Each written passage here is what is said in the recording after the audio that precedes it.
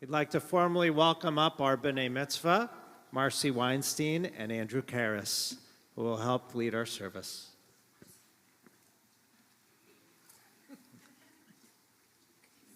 You don't need your binders.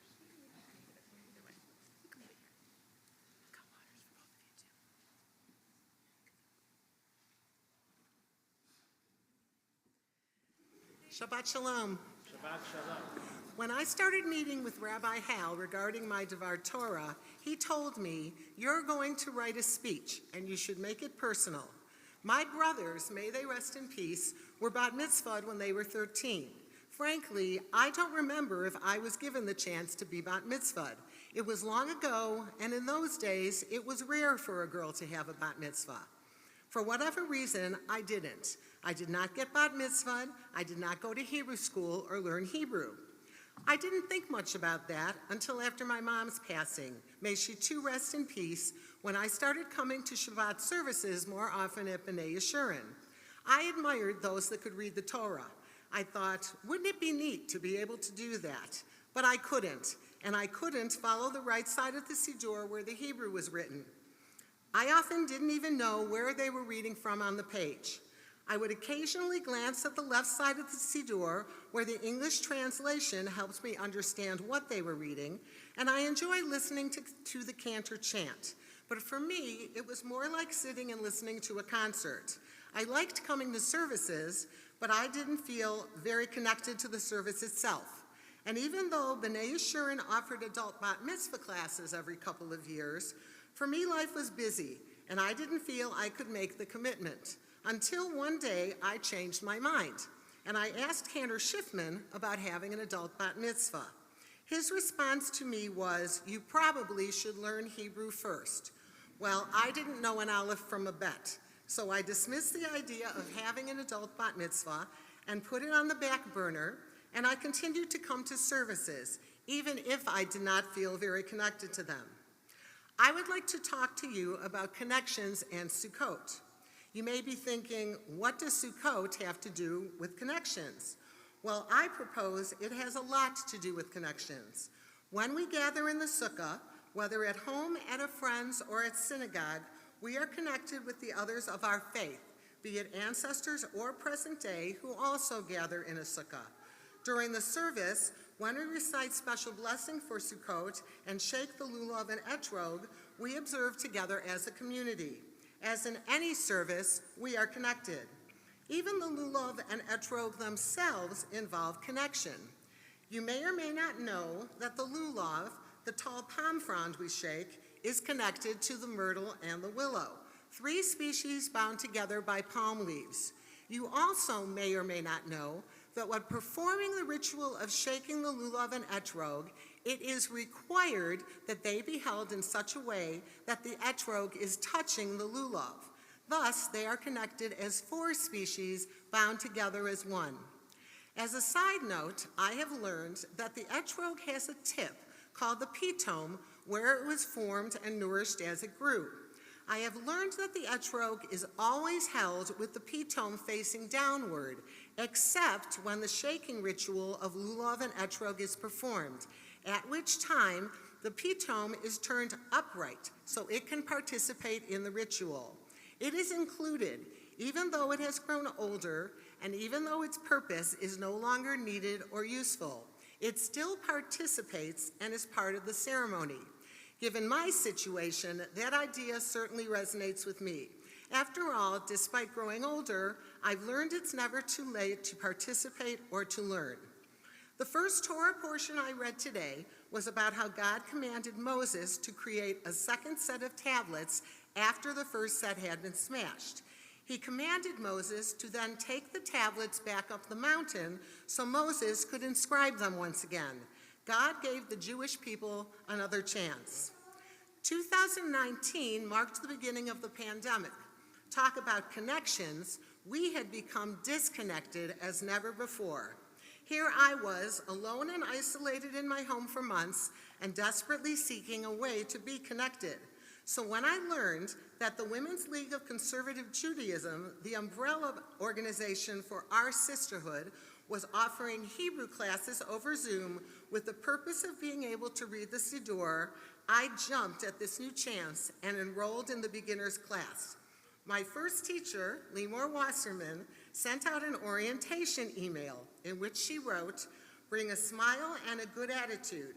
You are going to learn a valuable skill and perhaps make some new friends along the way." Little did I know how right she was.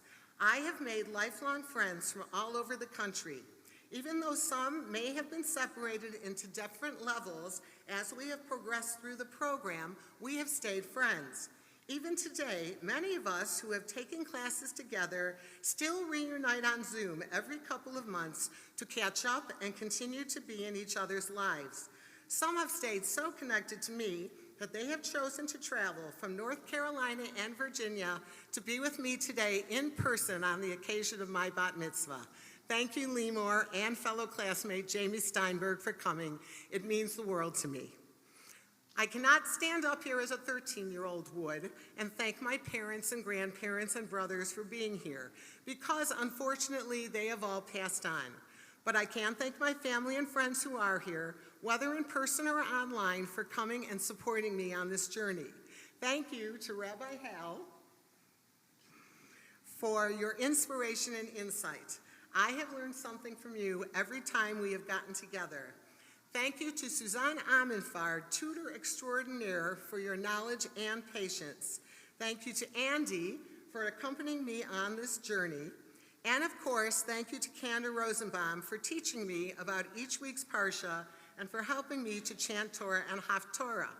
It's been a challenge, frankly, more of a challenge than I had anticipated, but I've really enjoyed the experience in working with you and look forward to continuing to read Torah in the future.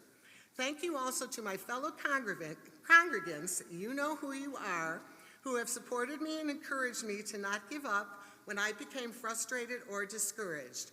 Rabbi Jacobs told me, "Be patient with yourself, you'll get it." Well, you were right, and I'm really glad I didn't quit, so thank you all for your encouragement. To any woman who may be considering following the same path, I encourage you to check out WLCJ.org for the Hebrew as well as other classes offered by Women's League. You'll learn a lot and even make some new friends. So now I can read from the Torah. I can follow along during the service on the right side of the Siddur, albeit maybe not always as fast as many of my fellow congregants. One future goal I have is to increase my speed reading the Ashrei so I can keep up.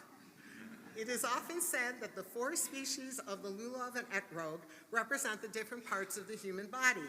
The tall palm represents the spine, the myrtle leaf represents the eyes, the willow represents the lips, and the etrog represents the heart. During the Sukkot ceremony, when they are connected as one, it indicates our intention to unite all the parts of the body in the worship of God. I have made many connections throughout this journey, but perhaps the most important one is one that I truly did not expect to make. I now feel closer to God, and for that I am grateful. Shabbat Shalom and Moadim L'Simcha. So the holiday that we're celebrating now is one that goes by a few names. There's Sukkot, the Feast of Booths or Tabernacles. There's Ziman Simchotenu, the time of our happiness. But the name that today's Parsha specifically uses is Chag HaAsif. Is that better? Okay. Chag HaAsif, the Feast of Ingathering. And so as I've been preparing to do this today, reading this bit of Torah over and over again, I've been reflecting on this idea of gathering, what it means to gather and what it means for something to be gathered. In some ways, the two biblical names reflect the dual tendencies of the holiday. Chag HaSukkot is about a particularly Jewish experience, right? The narrative of living in tents during the journey through the desert after coming out of Egypt. But Chag HaAsif, on the other hand, is a commemoration of the fall fruit harvest. That is to say, it's one of the most universally celebrated annual occurrences among any people. The experience of cultivating and then harvesting is a quintessentially unifying experience. Since the dawn of civilization, everyone plants, everyone cultivates, and then everyone gathers. The prophet Zechariah foretells of a time where every nation on earth will make the annual pilgrimage to Jerusalem in order to celebrate Sukkot. Similarly, Maimonides, the Rambam, tells us that on Sukkot we are obligated to feed strangers, orphans, and widows, as well as all other poor people. Whoever locks his doors and eats and drinks with his family and does not feed the poor and others going through hard times, this is not the joy which was commanded. That is merely rejoicing in your stomach. And so our liturgy tells us that the festival of ingathering is a festival for everyone. And I think I relate to this idea, that the holiday is one of gathering, because I myself have been gathered to the Jewish people.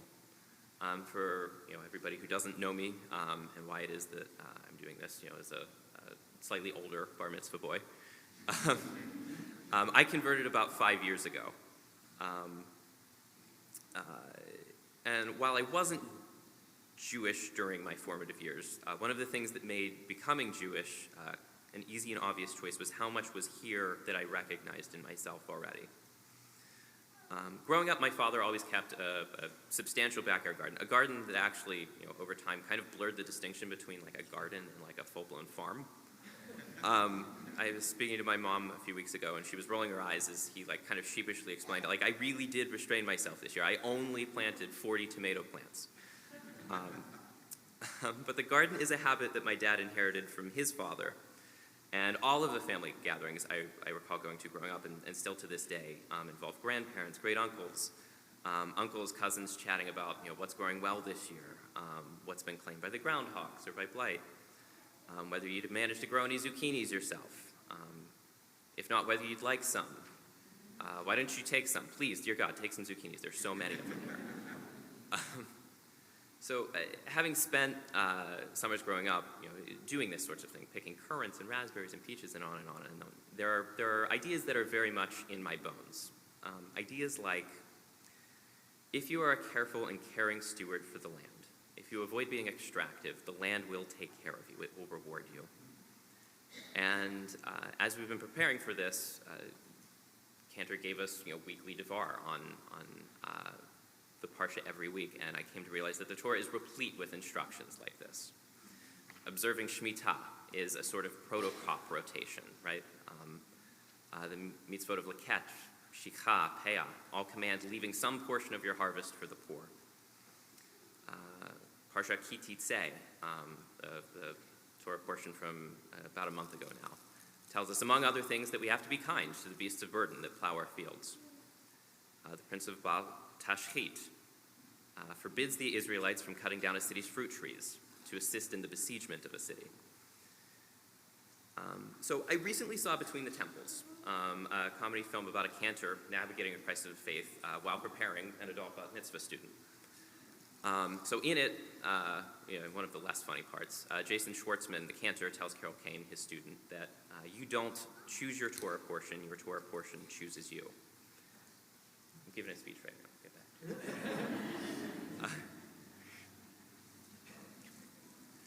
that. So here's why I feel like this Torah portion kind of chose me. It mentions Sukkot almost in passing, but when it does, it uses this language. Chag HaSukkot means that we have our own unique story of suffering and miracles, but the language we use today is Chag HaAsif, which means there are certain experiences that connect all people.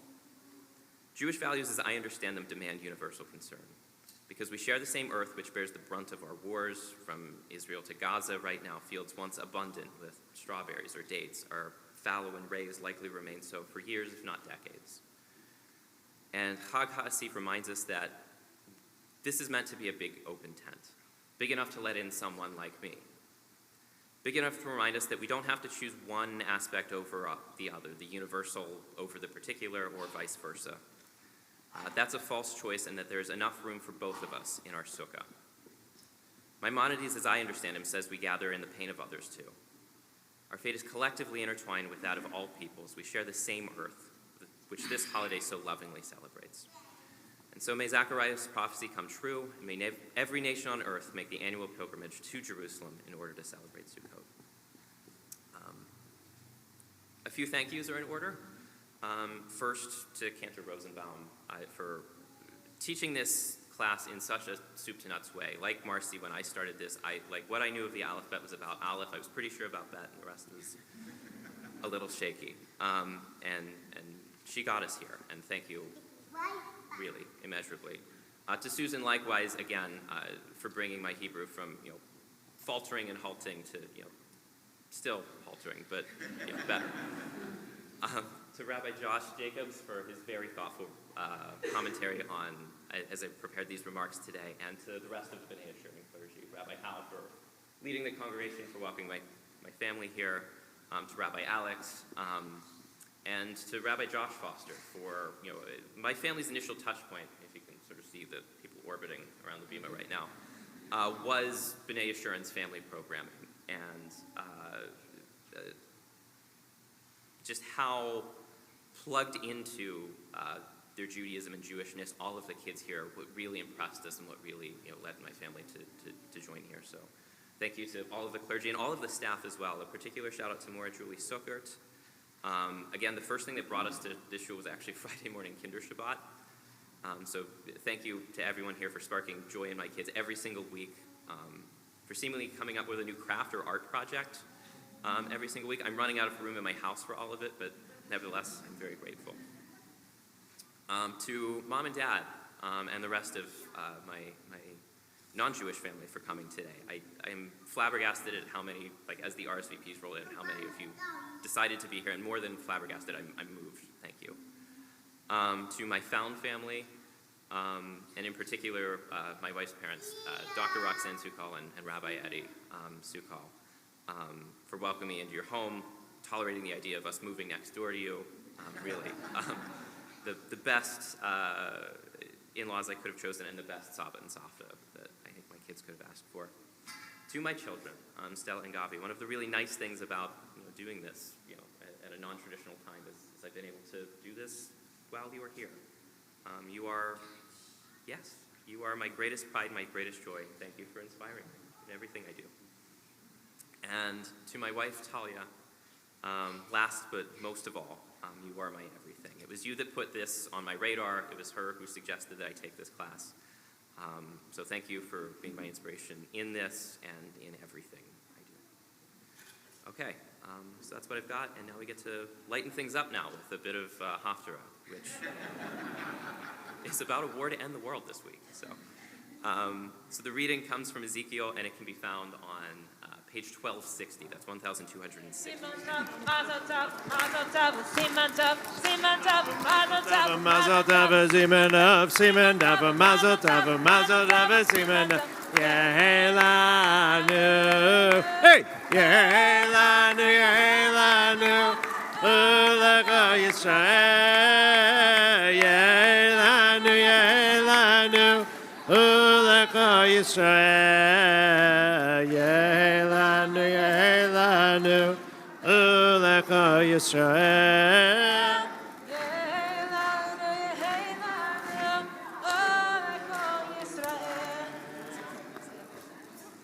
Mazel tov. Marcy and Andy, we are all incredibly proud of you, not just in how you've led our service, read Torah, chanted Haftarah, shared insightful Divrei Torah, and led us in prayer. You have inspired us, and we are so happy to celebrate with you and your families. You have gifted us so much, and we can't wait for you to use these new skills that you've used to lead our congregation again very soon. We also have gifts for you. We're going to give you a special bag at the end of today.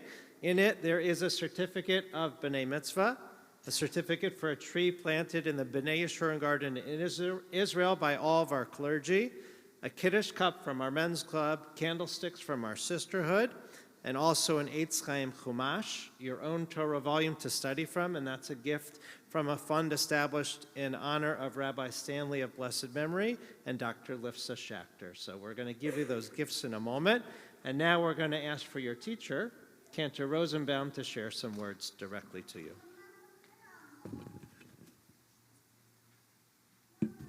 Marcy, this is a moment that has been many years in the making, as you were told you needed to develop your Hebrew skills before you could finally achieve this milestone. Going to services regularly, you used to struggle to follow along with the service, and now you can follow the whole thing. Not only that, but you've read Torah and Haftarah so beautifully and capably today. Among the many students I've worked with in training for B'nai Mitzvah, I'm hard-pressed to think of anyone who's been more motivated than you. A hard worker and a perfectionist, you always put an eye out for the next challenge to overcome, which I think we can all find inspirational, especially in this holiday season. During Sukkot, sometimes the winds or rains, or even if we're late enough in October, snow is still possible, it can knock the sukkah down, but we always rebuild, and we don't let our joy be diminished during such challenges. What is amazing about you is that you take joy from overcoming challenges. So now, officially as a bat mitzvah, may you continue to lead by example in our community of finding new challenges to overcome and rejoice in. Andy, you are a sponge, taking in all the teachings we have gone through and that you have previously learned during your conversion and never forgetting a thing. You are always asking questions, trying to delve deeper into aspects of our faith, practice, and history, and asking questions is certainly a very strong trait among Jews. You and your wife Talia are raising a beautiful Jewish family, and your children Stella and Gabi couldn't ask for a better example of how to ask questions and continually empower yourself to grow and learn. Some things come more naturally to you, and some things require harder work, but you always persevere in accomplishing what you set your mind to do, like today. There are elements of this holiday Sukkot that may be hard for the outside world to understand. Spending all our free time outside just when it's getting chilly, or shaking tree fronds and a lemon type thing all around. But in your quest for answers and truth, you find the joy of looking up at the stars through the sukkah's slatted roof and smelling the beautiful aroma of the four species together, as well as the fun sound they make when they shake. Now that you're officially a bar mitzvah, may you continue to ask questions that not only lead you to the answers that you enjoy knowing, but also the next questions that you will ask. It has been such a pleasure teaching both of you throughout this past year and seeing your skills magnify. I know how hard you've both worked, and I hope you're both proud of yourselves. Mazel tov to you both on your wonderful accomplishment today, and we all look forward to seeing where your next step of this journey of Jewish learning will take you.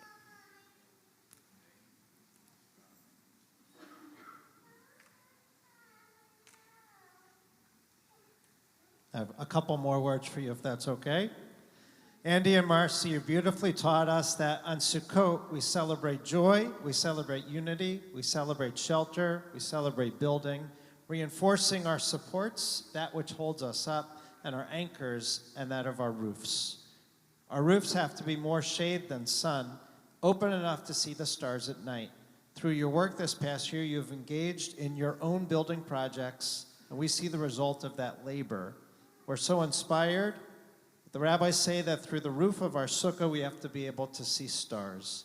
We should be able to see the stars to remind us of the potential that we each have to shine, and that we shouldn't just build up walls and defenses and lock away our talents, but that we should shoot for the stars and find that inner life within ourselves, that which makes us shine brighter. Marcy and Andy, you are our shining stars, and that's exactly who you are and what you are. You fulfilled this Sukkot challenge to grow and to realize each of our potential. We are so proud of you and the commitment that you've made this past year. May your dedication to deepen your connection to Torah, to community, and your people only be celebrated and be more. Celebrate the values of what you live by. May your B'nai Mitzvah inspire us to all reach for the stars, to take on new challenges, and to stand up for what we believe in and to lead our community. Mazel tov, and we're going to now bless you in front of the ark. I'm going to ask for Rabbi Jacobs to join us as well.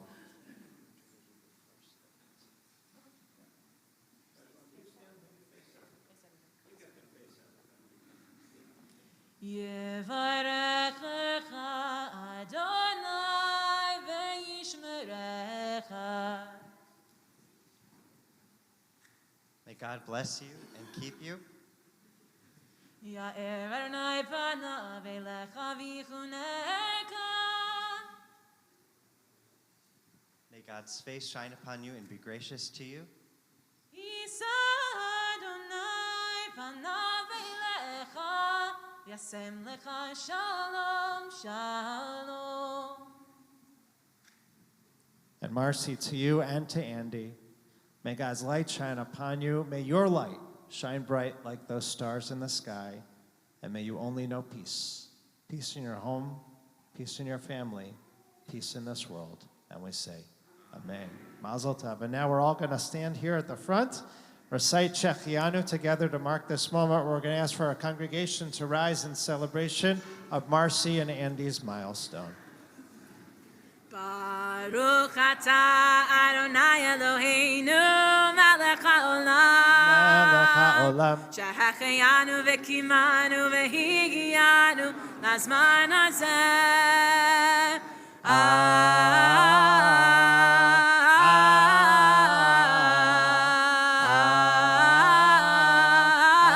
Amen. Mazel tov.